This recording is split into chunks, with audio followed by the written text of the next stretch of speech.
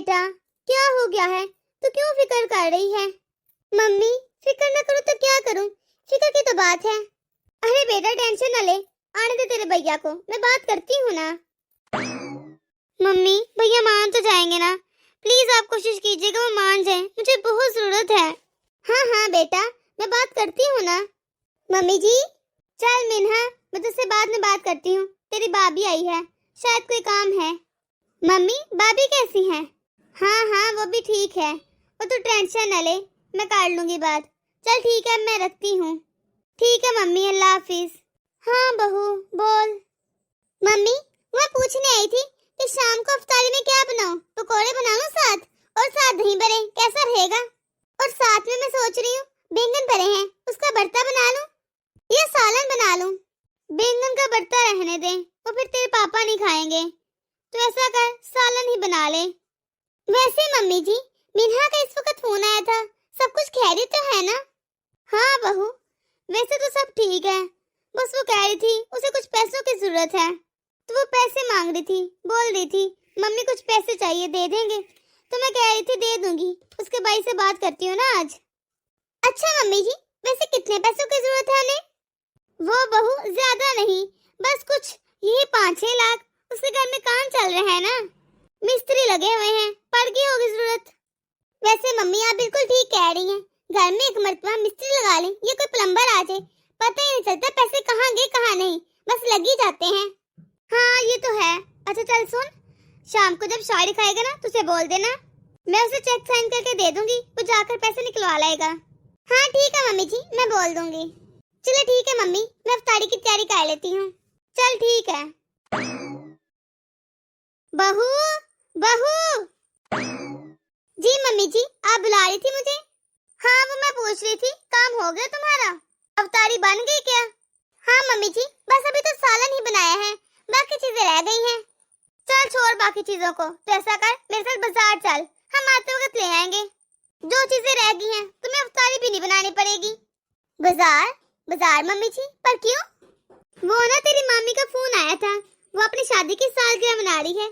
खैर से 25 सालगिरह उसकी, बच्चे कहते होंगे, कहती होगी मना लेती हैं, तो उसने हम सबको बुलाया है। तो मैं सोच रही थी खाली आ जाते अच्छा थोड़ी ना लगेगा, तो कुछ सामान ले आते हैं बाजार से जाके। घर में भी कुछ ऐसा नहीं रखा जो मैं उसे दे सकूं।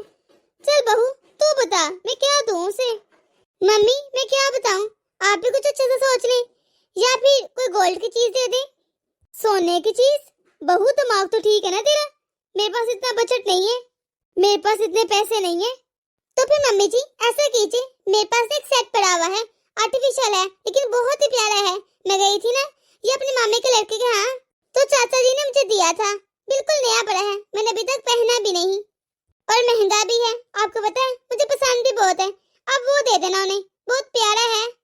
हाँ ये ठीक है, ऐसा करती हूँ साथ में एक सूट ले आती हूँ भाभी के लिए और एक भाई के लिए।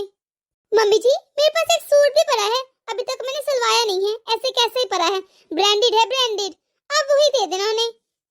अरे बहू, जो तुझे ईद पे सूट मिला है तेरे मेके की तरफ से, वही कह रही है ना तू?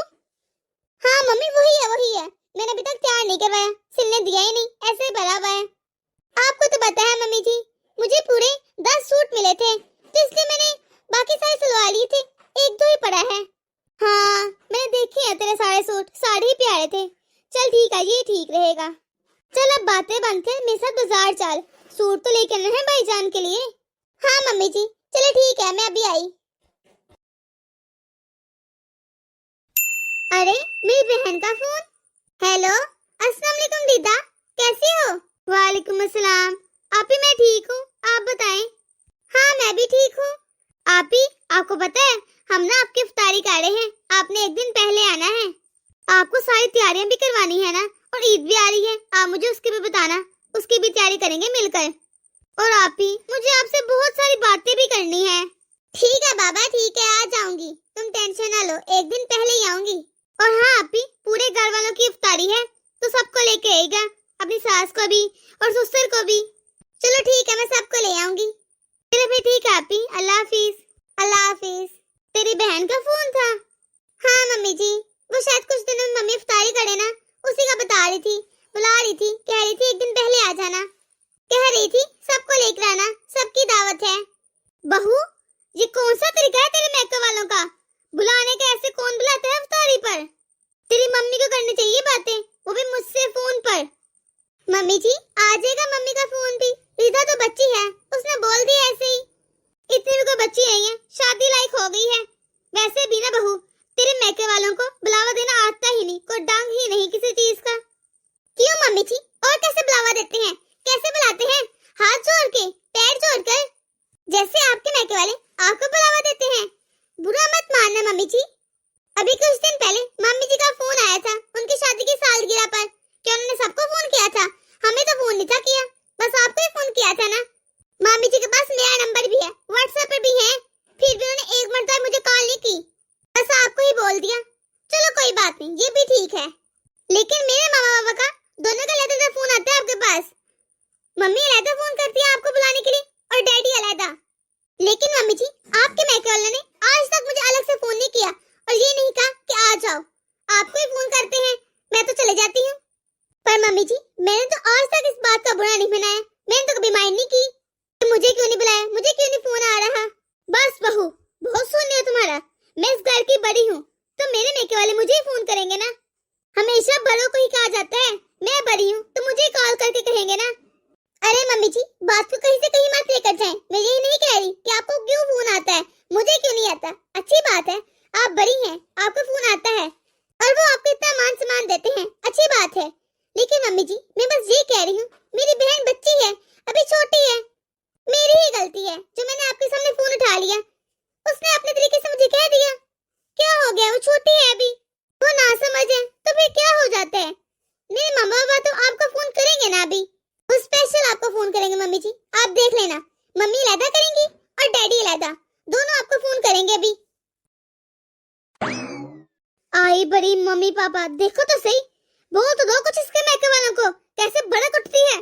कुछ भी कह दो, कैसे आग लगी है, कैसे कुट के गई है। कहती है बहन का फोन ही ना उठाती सामने। मुझे क्या। मम्मी जी, आप इधर खड़ी हैं, मैं आपको पूरे घर में ढूंढ रही थी। मेरे साथ बाजार चलेंगी, मुझे कुछ काम है। बाजार? लेकिन क्यों? मम्मी जी, मैंने आपको बताया तो था कि मम्मी की तरफ इफ्तारी के लिए जाना है और रिजल्ट आया है ईदा का कल ही, तो इससे अच्छा थोड़ी लगे खाली आ जाते हुए। माशाल्लाह से ए ग्रेड लिया है उसने, तो उसी के लिए कुछ सामान लेकर आया था मम्मी जी। मैं सोच रही हूँ उसके लिए कोई ड्रेस ले आऊं और उसे वाच भी बहुत पसंद है, साथ वो ले लेती हूँ। बहू, ऐसा है कि कुछ अपने घर के बारे में भी सोच ले। ये तेरा ससुराल है, कोई कानून का खजाना नहीं जहाँ पर पेड़ लगे हुए हैं, पैसों को उतारी जाओ और लगाई जाओ। अरे क्या जरूरत आ गई इतना खर्चा करने की? कोई जरूरत नहीं है फजूल में पैसे खर्च करने की। ऐसा करना, एक छोटा सा लिफाफा दे देना, उसमें अपने पैसे मिलाकर जाकर कोई छोटी सी चीज ले आएगी। अरे हमने ठेका थोड़ी ले रखा है, उसे क्या पसंद है क्या नहीं, हम वही दें उसे। बस 500 का लिफाफा दे देना, बड़ा है। अरे बहू, अपने मैके बनाए इतने पैसे उड़ाने की कोई जरूरत नहीं है, और ना ही ये बात ठीक है। जिस घर में बहन की ज्यादा चलने लगे ना, बहनों को गिफ्ट दिए जाते हैं, पैसे उड़ाए जाते हैं, ससुराल में कोई ध्यान ही नहीं होता, बस बहनों की तरफ लगी रहती है, उनका गार्ड नहीं बसता बीबी। अरे बहू, कभी देखा है मैके वालों के ऊपर कौन पैसे उड़ाता है? मैंने ऐसे बहुत घर देखे हैं जहाँ पर ऐसे ही जैसे तुम लगी फ्री में बहनों के ऊपर भाइयों के ऊपर पैसे उड़ाती थी वो लड़की, उनका अपना घर बर्बाद हो गया। मम्मी जी, मैं उसको लिफाफा देती हुई अच्छी लगूंगी क्या? अब रहने दीजिए, मैं खुद ही जाकर ले आती हूँ, जो भी मुझे समझ आएगा। अरे तुझमें जरा सी शर्म है कि नहीं? तूने पूछा शारिक से कि क्या लेकर आ रही क्या नहीं, बस बाजारों में घूमती रहती है, पैसे उड़ाई जाती है। मम्मी जी, मैंने उनसे अभी नहीं पूछा, लेकिन जब वो शाम को आएंगे मैं उनको बता दूंगी। अरे बहू, मेरे बेटे के पैसे हराम के नहीं है, आके बताएगी उसे।